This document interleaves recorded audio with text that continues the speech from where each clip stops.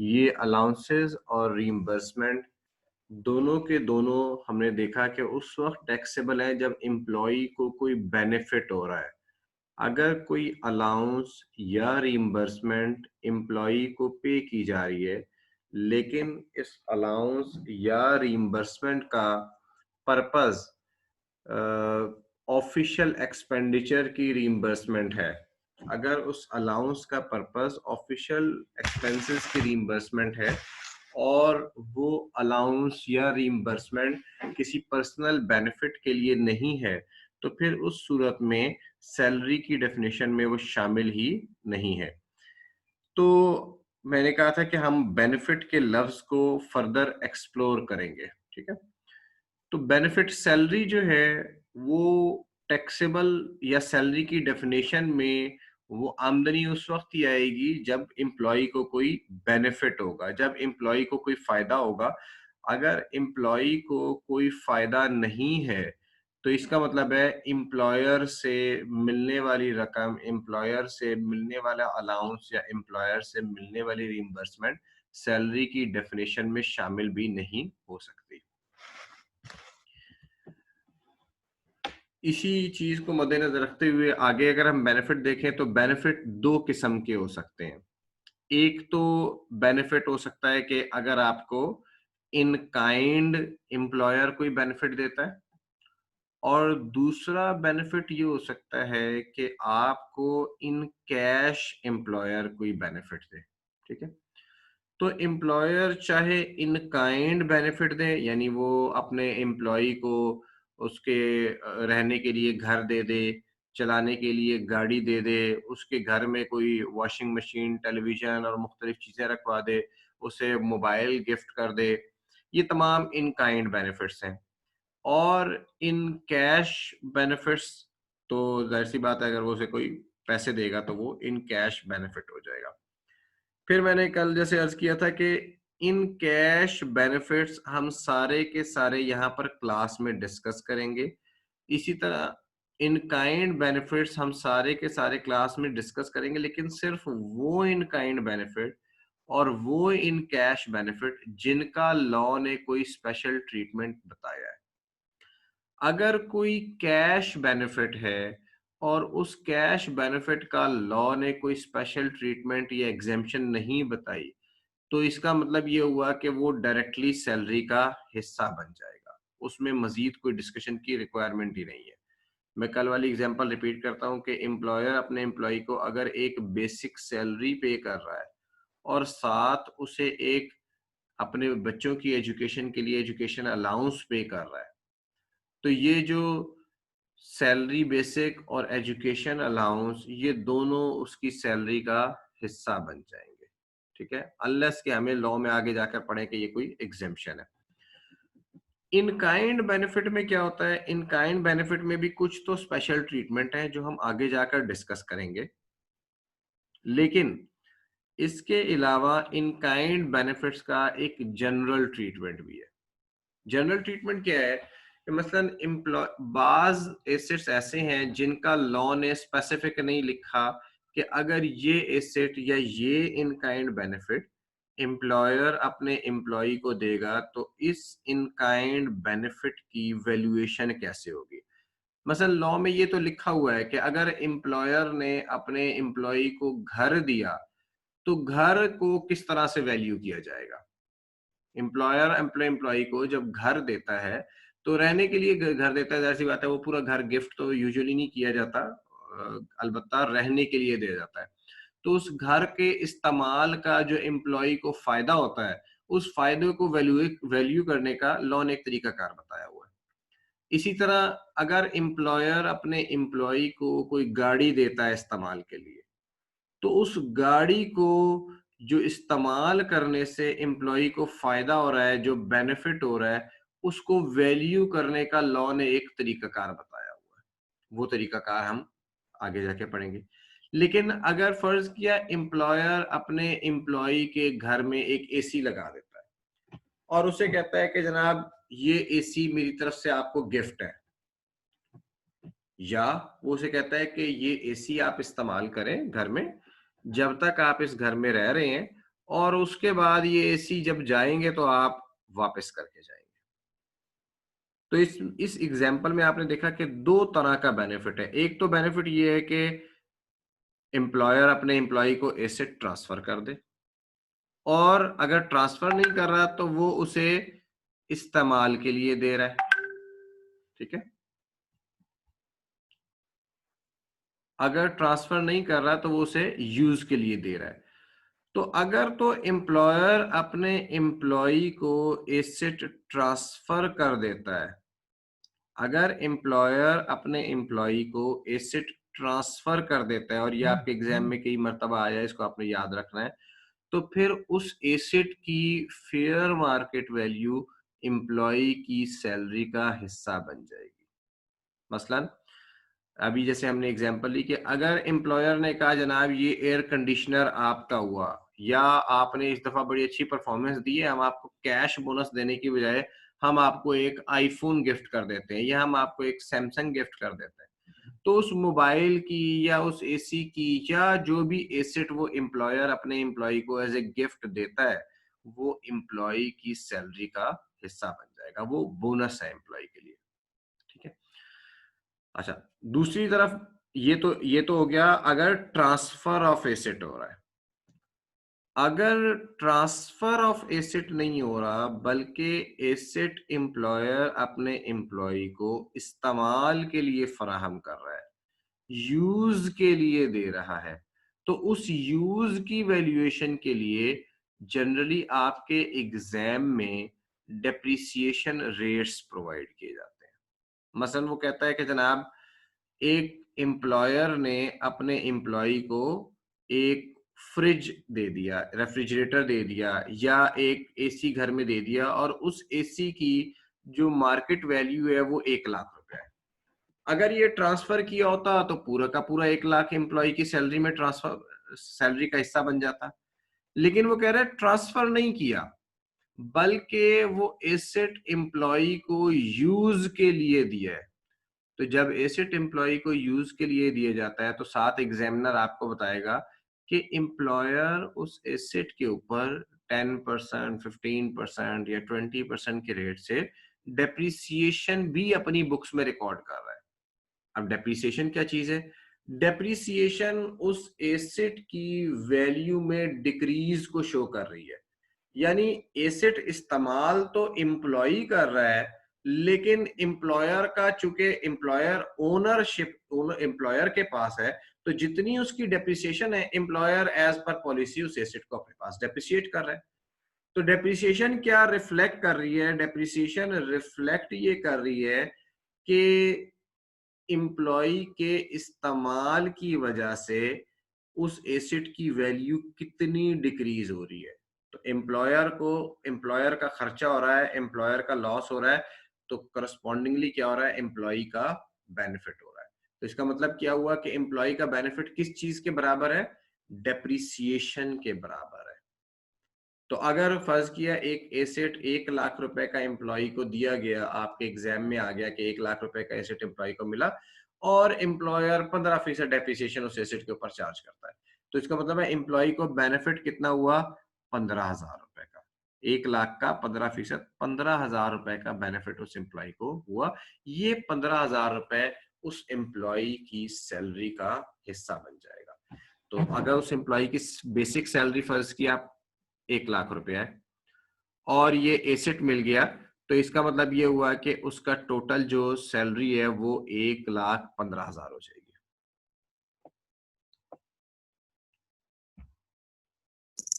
जी, question पूछे।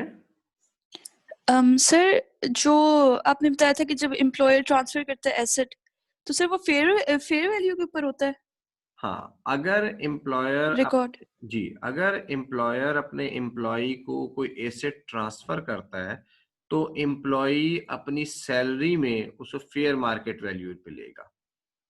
ठीक है। और सर जो सेकंड एग्जांपल है उसके अंदर जो बिजनेस अपने बुक्स के अंदर डेप्रिसिएशन रिकॉर्ड करेगा? हाँ जी, क्योंकि देखें ठीक है सर। ओनरशिप तो बिजनेस के पास ही है ना, तो बिजनेस ये दिखाएगा कि मैं इस एसेट का ओनर हूं और मैं इस पे डेप्रिसिएशन चार्ज कर रहा हूं। ठीक है, तो वो जो ठीक है डेप्रिसिएशन सर। है वो एम्प्लॉय की सैलरी बन जाएगी। ठीक है सर।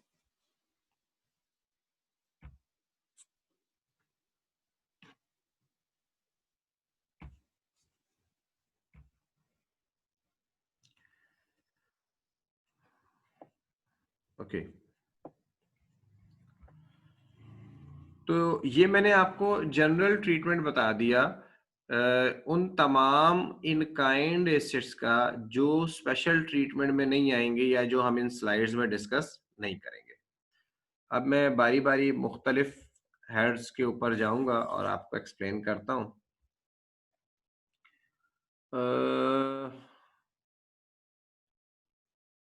इस स्लाइड के ऊपर, हाँ, इस स्लाइड के ऊपर चंद चीजें हैं जो आपको ज़हन में रखनी है।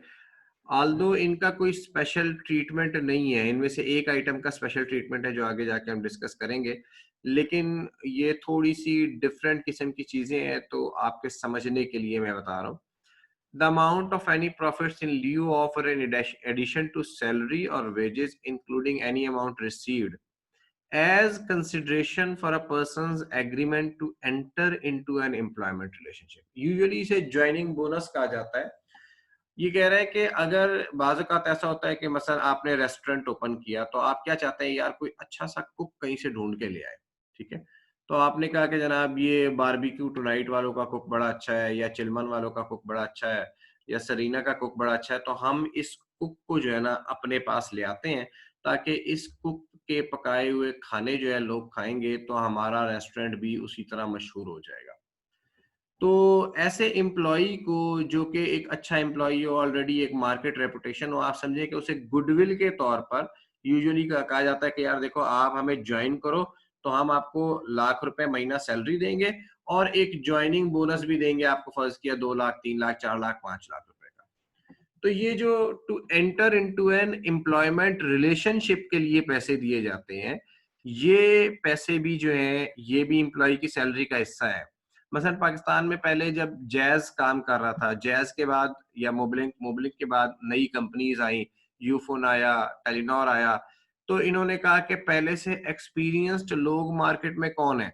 उन्होंने कहा जैज़ के एम्प्लॉइज हैं। तो इस उन्होंने जैज़ के एम्प्लॉइज को, जो अच्छे एम्प्लॉइज थे, उन्होंने अच्छा पैकेज देके उठा लिया।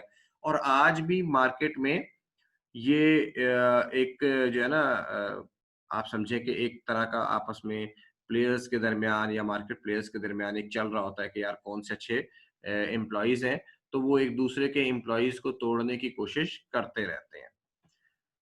अच्छा जी, उसके बाद as consideration for employees agreement to any conditions of employment or any changes to employees conditions of employment। बाज़ औक़ात एम्प्लॉइज़ को डेंजरस एरियाज़ में, जैसे आजकल आप लोगों ने देखा होगा कि डॉक्टर्स जो हैं वो फ्रंट लाइन पर हैं कोरोना के अगेंस्ट, तो they are vulnerable to the diseases. अभी मैंने कहीं पर पढ़ा था कि जो पेशेंट्स हैं इस वक़्त कोरोना के, उनमें से 20% जो है वो डॉक्टर्स हैं। तो ये जो जो लोग इस किस्म के मुश्किल हालात में काम कर रहे होते हैं, तो जो एम्प्लॉयर हैं वो अपने एम्प्लॉई को उसके एवज़ हार्डशिप अलाउंस या कोई और जो है ना वो पेमेंट करते हैं, ताकि वो एम्प्लॉई जिन मुश्किल कंडीशंस में काम कर रहा है उन कंडीशंस को कंपनसेट किया जा सके। तो ये जो पेमेंट की जाती है ये भी सैलरी का हिस्सा है। Number 3, on termination of employment whether paid voluntary और अंडर एन एग्रीमेंट। तो ये जो जैसे गोल्डन हैंडशेक की पेमेंट्स होती हैं कि एम्प्लॉय जो है अर्ली रिटायरमेंट ले लेता है, तो उसके एवज जो है वो एम्प्लॉयर कुछ पेमेंट करता है, या बाज़ औक़ात एम्प्लॉयर जो है वो डाउन साइजिंग कर रहा होता है, रिडंडेंट कर देता है एम्प्लॉइज़ को, मुख्तलिफ वजूहात की वजह से जब एम्प्लॉयमेंट टर्मिनेट होती है, तो उस वक्त जो पेमेंट की जा रही होती है वो भी सैलरी का हिस्सा है। इसके ऊपर अगली स्लाइड पे मजीद डिस्कशन हम करेंगे। इसकी टैक्सेशन सेपरेट टैक्सेशन है, इसकी टैक्सेशन जो है वो स्पेशल टैक्सेशन है। इस पॉइंट को हम अगली स्लाइड पे मजीद डिस्कस करेंगे। फिर employees from a provident fund और अदर फंड, एम्प्लॉयर अपने एम्प्लॉय के लिए provident fund, gratuity fund, pension fund या मुख्तलिफ फंड्स क्रिएट करता है, ठीक है? तो ये जो मुख्तलिफ फंड्स क्रिएट किए जाते हैं उनसे जो पेमेंट होती हैं वो भी सैलरी का हिस्सा है। हाउएवर ये जो पेमेंट्स जा रही हैं एम्प्लॉय को, इन पेमेंट्स के ऊपर भी एग्जेम्पशंस हैं, इनकी स्पेशल केसेस हैं और ये आगे जाके स्लाइड्स में हम डिस्कस करेंगे कि जब प्रोविडेंट फंड से पेमेंट मिलती है तो उसकी कैसे टैक्सेशन या एग्जेम्पशन होती है। उसके बाद लास्ट पॉइंट है as consideration for an employee's agreement to a restrictive covenant in respect of any past present और प्रोस्पेक्टिव एम्प्लॉयमेंट। बाज़ औक़ात एम्प्लॉयर कहता है कि जनाब आप मेरे पास एम्प्लॉयमेंट में तो आ रहे हैं, लेकिन अगर आप यहाँ से छोड़ के जाएंगे तो आप मेरे किसी कंपेटिटर के पास नहीं जाएंगे। ठीक है, मसलन सरीना होटल अपने जो कुक है उसको कहता है कि जनाब आप, ये जो अपना शेफ है उसको कहता है कि जनाब आप जब हमारे पास से मुलाजमत छोड़ के जाएंगे तो कम से कम 6 महीने तक आपने पाकिस्तान में हमारे किसी कंपेटिटर के पास नहीं जाना। हाँ, अगर आप चाहें तो सऊदी अरब चले जाएँ, दुनिया के किसी और मुल्क में चले जाएँ, लेकिन पाकिस्तान में आपने नहीं जाना ताकि हमारे पास से छोड़ के जाने का किसी कंपेटिटर को कोई फ़ायदा ना हो। तो ये एक रिस्ट्रिक्टिव कॉवेनेंट है, ठीक है? यानी उस एम्प्लॉयी को रिस्ट्रिक्ट कर दिया गया, उसकी एम्प्लॉयमेंट की जो एम्प्लॉयबिलिटी है, उसको रिस्ट्रिक्ट कर दिया गया या इसी तरह की कोई और रिस्ट्रिक्टिव कॉवेनेंट्स एम्प्लॉयर लगा देता है। जैसे जैसे ये जो एटॉमिक एनर्जी कमीशंस होती हैं या जो हसास इदारे होते हैं, ये अपने एम्प्लॉइज़ की जो मूवमेंट है उसको रिस्ट्रिक्ट कर देते हैं या वो कहते हैं कि जनाब आप जब यहाँ से रिटायर होंगे तो रिटायरमेंट के बाद आपने किसी और जगह मुलाज़मत नहीं करनी वगैरह-वगैरह। तो ये जो इस किस्म के रिस्ट्रिक्टिव कोवेनेंट्स होते हैं, इसके इवज़ भी एम्प्लॉयर अपने एम्प्लॉयी को पेमेंट्स करता है।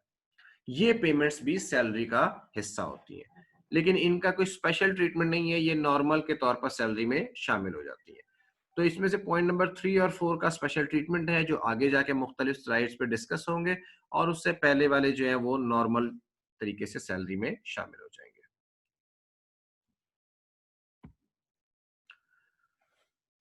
टर्मिनेशन बेनिफिट्स, अभी मैंने पिछली स्लाइड पे कहा था कि हम टर्मिनेशन बेनिफिट्स का स्पेशल ट्रीटमेंट डिस्कस करेंगे। टर्मिनेशन बेनिफिट्स के बारे में लॉ क्या कहता है?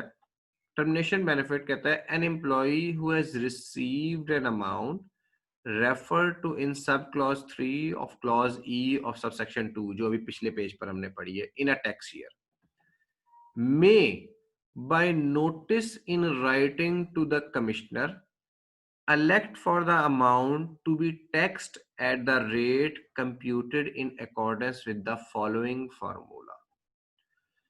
देखें, सैलरी की जो टैक्सेशन है ना, इस बात को पढ़ने से पहले एक चीज ध्यान में रखें कि सैलरी की टैक्सेशन के लिए गवर्नमेंट ने फर्स्ट शेड्यूल में इनकम टैक्स ऑर्डिनेंस में कुछ रेट्स दिए गए हैं, ठीक है?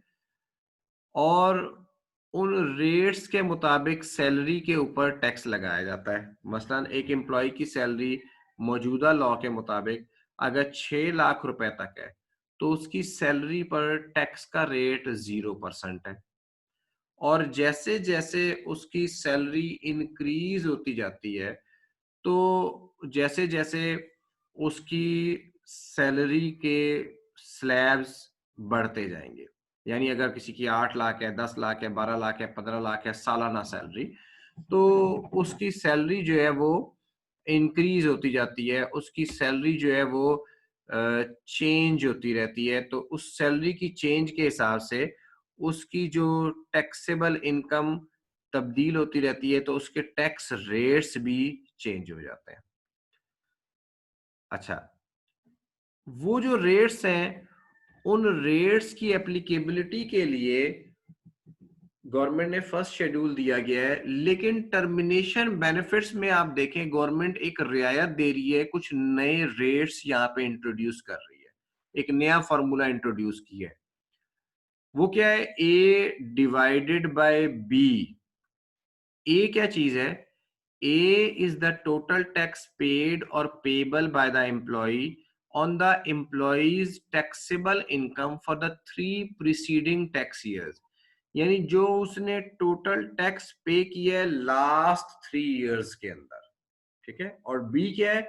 Is the employees total taxable income for the 3 preceding tax years। तो यानी पिछले 3 सालों की tax liability divided by taxable income. यानी फर्ज किया आज हम 2020 में है, तो इससे पिछले 3 साल का मतलब है 2019, 2018 और 2017। फर्ज किया उसने 2017 में 10,000 रुपए का टैक्स पे किया था, 2018 में 15,000 का टैक्स पे किया और 2019 में भी 15,000 का टैक्स पे किया। तो टोटल टैक्स पेड हो गया 10,000 जमा 15,000 जमा 15,000, टोटल 40,000 का टैक्स पेड हो गया। उसे डिवाइड कर देंगे तीनों सालों की टोटल टैक्सेबल इनकम से पहले साल 6 लाख थी, दूसरे साल 8 लाख थी और तीसरे साल भी 8 लाख थी। तो 6 लाख जमा 8 लाख 14 लाख, 14 लाख जमा 8 लाख 22 लाख रुपए। तो 40,000 डिवाइडेड बाय 22 लाख आप करेंगे तो आपके पास एक परसेंटेज आ जाएगी। तो ये जो परसेंटेज है ये आप अप्लाई करें। मैं 1 मिनट कैलकुलेटर पे करता हूं तो ये हमारे पास क्या आती है। 40,000 डिवाइडेड बाय 22 मल्टीप्लाई बाय 100 करूंगा तो परसेंटेज आएगी, ये आ जाता है 1.81%। यानी पिछले 3 सालों में मेरी इनकम के ऊपर या इस एम्प्लॉय की इनकम के ऊपर जो average rate of tax apply हुआ है वो 1.8% है। ये मैंने एग्जांपल के तौर पर लिया है, एग्जैक्ट जो एक्चुअल टैक्स रेट्स हैं वो यकीनन इससे ज्यादा है। तो अब मेरे पास जो एवरेज रेट आ गया वो 1.81% आ गया, ठीक है। जबकि अब मुझे फर्ज किया इस साल एम्प्लॉय बेनिफिट, जो इस साल जो बेनिफिट मिला, जो टर्मिनेशन बेनिफिट मिला, वो जब मिलेगा और मेरी करंट ईयर की इनकम मिलेगी तो वो स्लैब रेट्स जो है वो ज्यादा हो जाएंगे। मैं आपके पास अभी शेयर करता हूँ स्क्रीन पर, आप होल्ड करें, मैं आपके पास स्क्रीन पर शेयर करता हूँ बुक से जो स्लैब रेट्स है।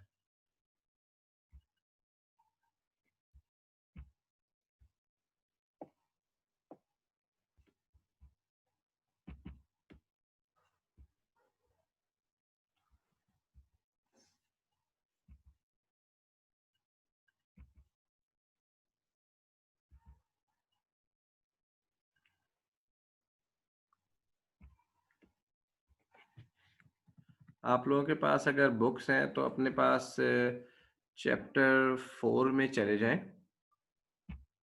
और चैप्टर 4 में हमारे पास पेज नंबर मैं भी आपको बताता हूँ।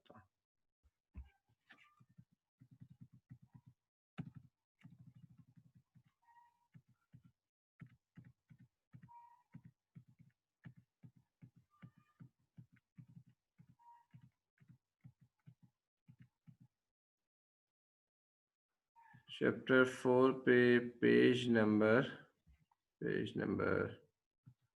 52। ये मैं भी आपके साथ स्क्रीन भी शेयर करता हूँ।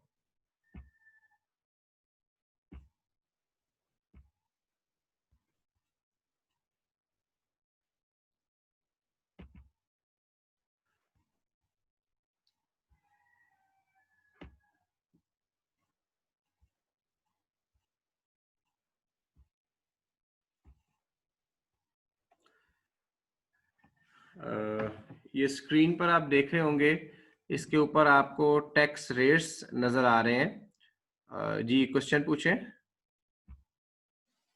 सर ये टैक्स रेट हमें याद करने हैं? नहीं, ये आपको याद नहीं करने, ये आपके पास एग्जाम में गिवन होंगे। ठीक है सर। अच्छा जी, ये टैक्स रेट्स हैं। तो नॉर्मली जो इनकम की टैक्सेशन है आप देख रहे हैं कि पहला जो स्लैब है where the taxable income does not exceed 6 lakh रुपया, ये एनुअल टैक्सेबल इनकम की बात हो रही है, तो 0% है। अगर 6 लाख से 12 लाख है तो वो कहता है 5% ऑफ अमाउंट एक्सीडिंग 6 लाख रुपया। यानी अगर किसी की टैक्सेबल इनकम 7 लाख रुपया है तो पहले 6 लाख पे तो 0% लग जाएगा और उसके बाद जो 1 लाख रुपया है उसके ऊपर 5%, यानी 5,000 रुपया टैक्स उसको देना पड़ेगा। इसी तरह से मुख्तलिफ स्लैब में आप चले जाए, इंक्रीज करते जाएंगे। फॉर एग्जाम्पल वेयर टैक्स, तीसरी स्लैब देखते हैं, वो कहता है where taxable income exceeds rupees 12 lakh but does not exceed ₹18 lakh. तो उसके ऊपर कहता है ₹30,000 plus 10% of the amount exceeding ₹12 lakh. तो अगर किसी की सैलरी ₹13 लाख है, तो इसका मतलब ये हुआ कि उसका टैक्स लायबिलिटी कितनी बन जाएगी? 12 लाख तक तो ₹30,000 हो जाएगी। 12 लाख से ऊपर वो कह रहा है कि 10% का रेट अप्लाई करें, तो 1 लाख का 10% जो है वो ₹10,000 बनता है। तो 13 लाख के ऊपर टैक्स लायबिलिटी बनेगी ₹40,000। ठीक है, इसी तरह से बाकी स्लैब्स अप्लाई होंगी। अब आप मुझे बताएं कि अगर किसी की सैलरी ₹28 लाख हो, 2.8 मिलियन, तो उसकी जरा टैक्स लायबिलिटी कैलकुलेट करें एज पर दिस टेबल।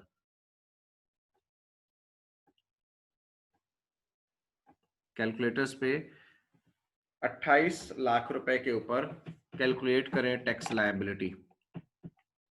जो कैलकुलेट कर दे फिर हैंड रेज कर दें।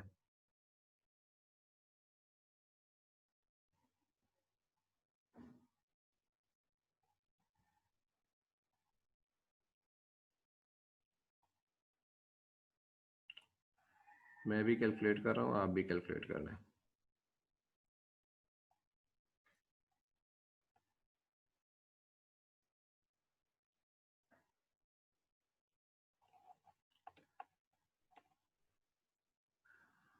जी, किसी ने कैलकुलेट किया?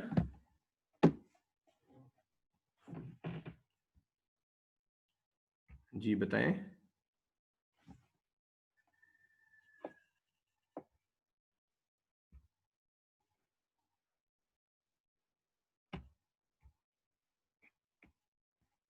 सर 247,500। 2,47,500 रुपए जवाब दुरुस्त है जी। तो 2,47,500 रुपए,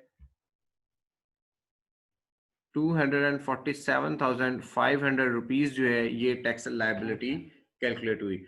ये कैलकुलेशन यानी 2,47,500 रुपए, ये आप देखेंगे ये स्लैब नंबर 5 में फॉल कर रहा है, 28 लाख रुपए। तो इसके ऊपर टैक्स लायबिलिटी कैलकुलेट होती है। अच्छा, ये टैक्स लायबिलिटी कैलकुलेट करने में इसका मतलब ये हुआ कि अगर फर्ज किया किसी एम्प्लॉय की जो एनुअल सैलरी है वो तो है 12 लाख रुपया, ठीक है, तो 12 लाख के ऊपर तो टैक्स लगना था उसे 30,000। लेकिन इस साल उसको जो टर्मिनेशन बेनिफिट मिला वो फर्ज किया है 16 लाख रुपया। अब जो टर्मिनेशन बेनिफिट की वजह से उसको टैक्स कितना लग रहा है? 16 लाख रुपया प्लस 12 लाख रुपया। तो ये दोनों के ऊपर टोटल मिला के 2,47,500 रुपए का टैक्स लग रहा है। यानी उसकी टैक्स लायबिलिटी 2,30,000 से बढ़ के 2,47,500 रुपए पे चली गई।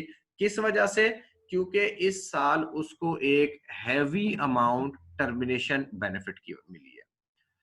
तो लॉ ने इस बात को रिकॉग्नाइज किया कि यार ये तो टैक्सेशन बहुत हाई हो जाती है यकदम, जबकि एक शख्स एक एम्प्लॉय रिटायर भी हो रहा है और रिटायरमेंट के टाइम पर उसको टैक्स भी अच्छा खासा लग रहा है।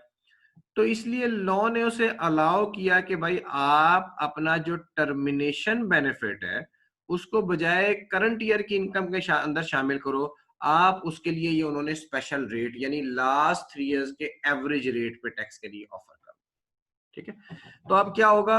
अब वो 12 लाख रुपए की जो उसकी नॉर्मल सैलरी है उस सैलरी के ऊपर तो रेट अप्लाई करेगा करंट और 30,000 का टैक्स बना देगा, जबकि जो उसकी टर्मिनेशन बेनिफिट है उस टर्मिनेशन बेनिफिट पे देखेगा कि क्या मुझे बेनिफिट है लास्ट 3 इयर्स के एवरेज रेट का, जनरली जो कि होगा, तो वो लास्ट 3 इयर्स के एवरेज रेट के ऊपर उसकी टैक्स लायबिलिटी कैलकुलेट करेगा और फिर दोनों अमाउंट को मिला के गवर्नमेंट को टैक्स पे करेगा, ताकि उसे एक जो 2-2.5 लाख रुपए का इतना ह्यूज टैक्स लग रहा है वो नहीं पड़ेगा।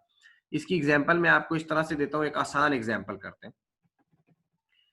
एक शख्स की इनकम है 4 लाख रुपया, यानी महाना सैलरी है 25,000 रुपया, ठीक है।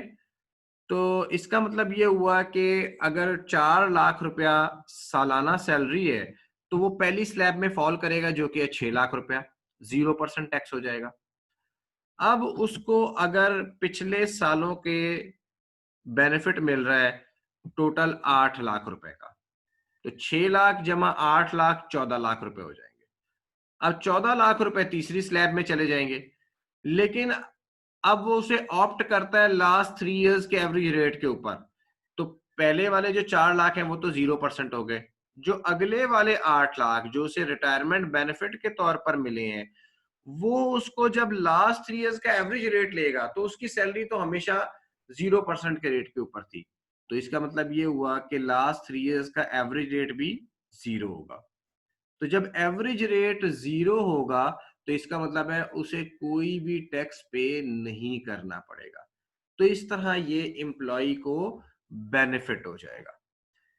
तो ये जो बेनिफिट है एम्प्लॉय को, ये जो बेनिफिट है एम्प्लॉय को, ये बेनिफिट आपने कैलकुलेट करना है, और इस बेनिफिट को एम्प्लॉय के लिए आपके पास एग्जाम में आता है।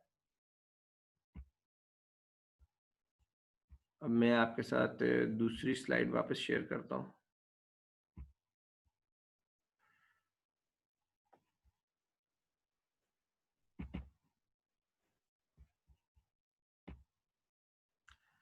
तो इसमें वो हमारे पास क्या कह रहा था, इसमें कह रहा था an employee who has received an amount refer to in sub clause 3 of clause E of subsection 2 in a tax year may by notice in writing to the commissioner elect for the amount to be taxed at the rate computed in accordance with the following formula। तो last 3 years के average rate of tax के ऊपर वो इसको tax के लिए offer कर सकता है। अच्छा, इसमें एक चीज ध्यान में रखें कि इसमें साथ वो कह रहा है कि इसने करना क्या है, उसने करना ये है कि उसने कमिश्नर को एक नोटिस इन राइटिंग भी देना है, ये मैंडेटरी है। कमिश्नर को नोटिस इन राइटिंग देना मैंडेटरी है। अगर वो कमिश्नर को नोटिस इन राइटिंग नहीं देगा तो फिर ये इलेक्ट भी नहीं कर सकता। तो रिटर्न फाइल करने से पहले या रिटर्न के साथ एक नोटिस भी कमिश्नर को देना। याद रखें, उसने नोटिस देना है, कमिश्नर से अप्रूवल नहीं लेना। तो नोटिस देगा कि जनाब ये मैं इलेक्ट करना चाह रहा हूं, बजाय इसके कि ये वाली अमाउंट मैं करंट ईयर के रेट पर टैक्स करूं, ये अमाउंट मैं चाहता हूं कि लास्ट 3 इयर्स के एवरेज रेट के ऊपर टैक्स की जाए। ठीक है, इसके ऊपर एग्जाम्पल है, जरा नोट करें, और मैं आपसे एक क्वेश्चन आपको दे रहा हूं, आप इसको सॉल्व करने की कोशिश करें और फिर मुझे बताएं कि आपसे सॉल्व होता है या नहीं होता। लिखिए जी, सारे लोग कॉपी पेंसिल पकड़ लें। कॉपी पेंसिल अगर आप लोगों के पास है या अपने लैपटॉप से आप लोगों के पास, उन लैपटॉप में नोट कर लें। Mister A, tax year 2020। Mister A, tax year 2020, basic salary 1 lakh रुपया per month. Basic salary 1 lakh रुपया पर मंथ। आप लिखेंगे basic salary is equal to 100,000 rupees per month. Second line में लिखें इंटरटेनमेंट अलाउंस 20,000 पर मंथ। सेकंड लाइन में लिखें entertainment allowance 20,000 per month. Basic salary 100,000 per month, entertainment allowance 20,000 per month. ठीक है, अब थर्ड लाइन में लिखें during the year the employee retired on February 29, 2020. During the year, the employee retired on February 29, 2020 and received termination benefit.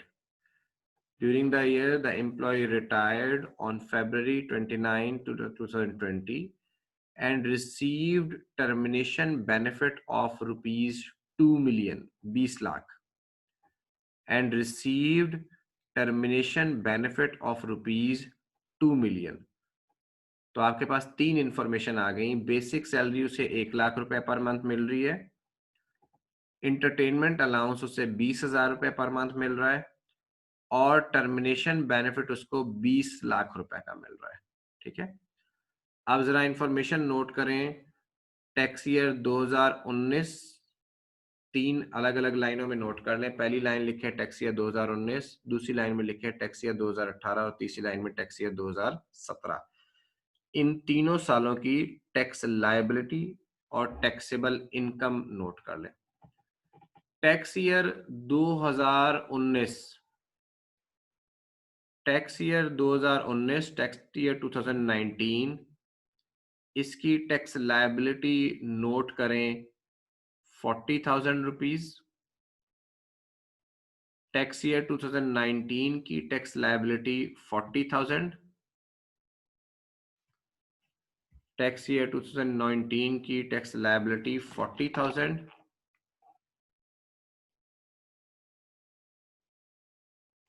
Tax year 2018 की tax liability, tax year 2018 की tax liability 60,000, sorry 30,000। Tax year 2019 की 40,000, tax year 2018 की 30,000 और tax year 2017 की 20,000। Tax year 2019, 2018 और 2017, इनकी tax liability आप note कर लें, और टैक्स लायबिलिटी है 40, 30 और 20,000। और इन तीनों सालों की टैक्सेबल इनकम नोट कर लें। तीनों सालों की टैक्सेबल इनकम नोट कर लें। टैक्स ईयर 2019 की, टैक्स ईयर 2019 की टैक्सेबल इनकम 11 लाख,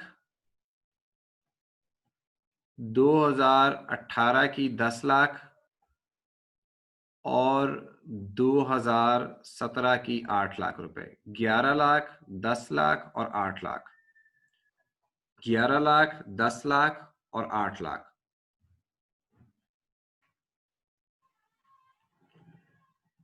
मैं रिपीट कर रहा हूं पूरा क्वेश्चन। बेसिक सैलरी मैंने आपको 1 लाख रुपए पर मंथ बताई थी, और इंटरटेनमेंट अलाउंस 20,000 पर मंथ बताया था, और टर्मिनेशन बेनिफिट मैंने आपको बताया कि फरवरी 29 पे रिटायर हुआ और 20 लाख रुपए का टर्मिनेशन बेनिफिट उसने लिया। उसके बाद मैंने आपको बताया कि टैक्स ईयर 2019, 18 और 17 की टैक्स लायबिलिटीज 40,000, 30,000 और 20,000 रुपए, और तीनों सालों की टैक्सेबल इनकम 11 लाख, 10 लाख और 8 लाख रुपया।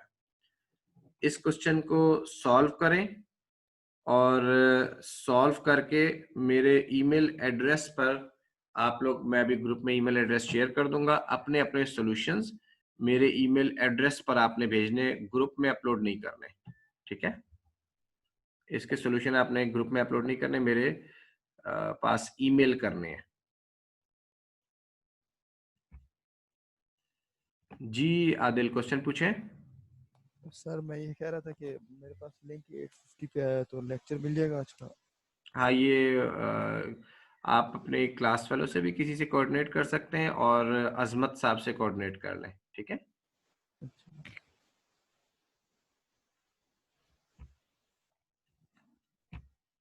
जी क्वेश्चन पूछें। सर 2020 का क्या टैक्स रेट है? 2020 के बेटा अभी जो मैंने स्लाइड शेयर की थी ना, ठीक आपकी है सर। बुक है चैप्टर 4, उसके टैक्स रेट्स जी यूज करेंगे आप। सही, ठीक है सर।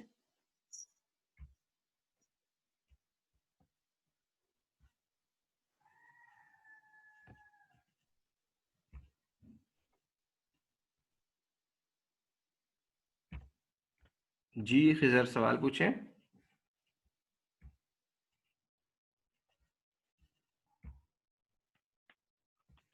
सॉरी खिजर, आप पूछें। ये बेसिक सैलरी मंथली बताई आपने? जी मंथली बेसिक सैलरी है 1 लाख रुपए per month. Thank you sir.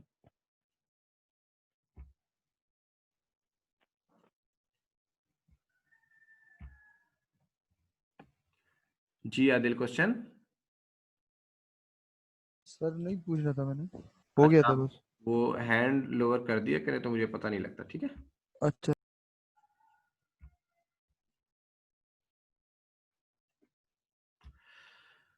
Okay जी, तो आज के लिए इतना ही काफी है। इस क्वेश्चन को सॉल्व करें, कल इंशाल्लाह ताला आप लोगों के साथ दोबारा मुलाकात होगी। जी सलमान, आपको मैं अनम्यूट कर रहा हूँ।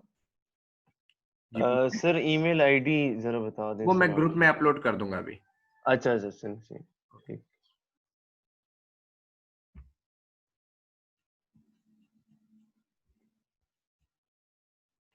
किसी और का कोई क्वेश्चन है तो पूछें।